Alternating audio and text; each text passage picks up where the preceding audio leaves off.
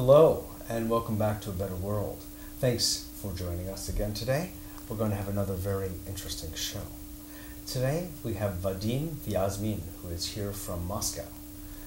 Vadim has an extremely interesting and unusual background. He started studying psychoanalysis and hypnosis at a very early age, long before most people could hardly even pronounce the words. And he has been on this path that has expanded and has included much else related subjects for the past, 30 some odd years. He'll be sharing with us some of the work he's doing now, which includes a computerized psychophysical, psychospiritual, if you will, kind of analysis, a system of analysis that is based originally on texts from ancient Sanskrit, of which he is also a scholar. And we'll be talking about the breakthroughs that have occurred in people's lives as a result of working with Vadim, both in Moscow and here and in other parts of the world, where through insight, through understanding different aspects of their psychophysical structure, spiritual nature, they have come to see things about themselves and change the way they're living their lives. So Vadim, thank you so much for being on the show. Well, thank you for inviting me here. Absolutely, absolutely. Your work is just so profound, and in this day and age, perhaps more than any other time, there's a very profound calling for people who are doing very searing work, kind of getting to the bottom of things and showing people what they need to know so they can come forth in their lives and be happy and embrace the full quality of their lives instead of other choices that might otherwise be available. How is it that you first got involved in this whole study? Well, you see, in the age of 8, I lost my father. And one of my uncles, a prominent sculptor, started to teach me like fine art, sculpture and painting. And in the age of 16, I was already a professional artist. And you studied with him, you were saying, in the traditional way of apprenticeship.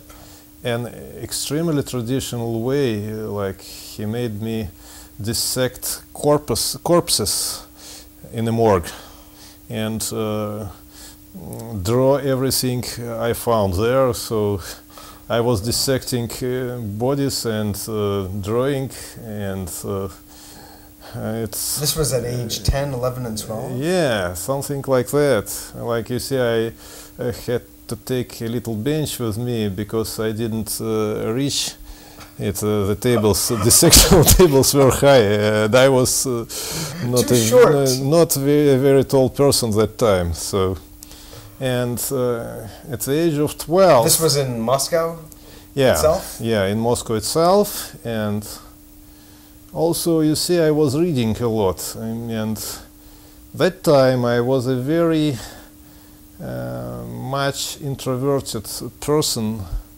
and my friends were books. And I was reading a lot, like a 600-page book a day, or probably sometimes I took 2 of them, put them on the laps, and read them simultaneously. And right now I cannot reproduce it. At that time, reading was just reading everything, just swallowing books like a shark. So I was like a hungry shark, searching for books. And searching for knowledge through books, I guess. Well, you see, as a matter of fact, it didn't matter what kind of books they were. I just loved reading. And I swallowed, and I had a very good memory. So at the age of 12, also I found a big box of books which were left from my other uncle, who was killed in the process of a medical experiment in the late 30s. As a medical student, you were As saying. a medical student, yeah, they experimented on students, and they vaccinated him with something freshly produced. And my uncle died because of that, and a lot of other students died that time. It was a strange time, really. God. And he was... this was in the 30s? Actually in, I think, 1937. And he was specializing in psychiatry. And he had a lot of different books on psychoanalysis and hypnosis. And I started to study it. And also I started to experiment on my closest neighbors, of equal age probably. And that time I just wanted to learn how to do it. And basically I was interested in hypnosis. And also that time I was not well built, I was weak. Like you say, a boy who spent his time with books. Yes. And at the age of probably 13, I started to visit regularly a martial arts school. And I studied it thoroughly and became very strong. So I'm in a very good shape till now. I exercise a lot, and I'm 50 now, so probably I look a bit younger. Yes. So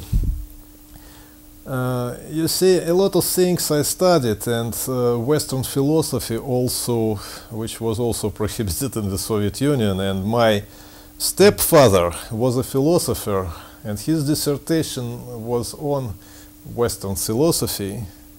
And at that time he was one of the party functionaries, and he was permitted to read the books others were not.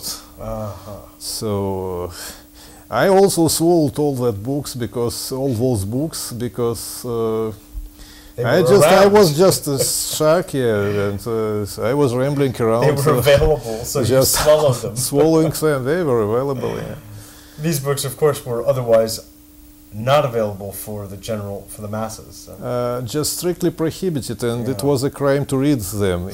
Even you see, almost nobody had such an opportunity.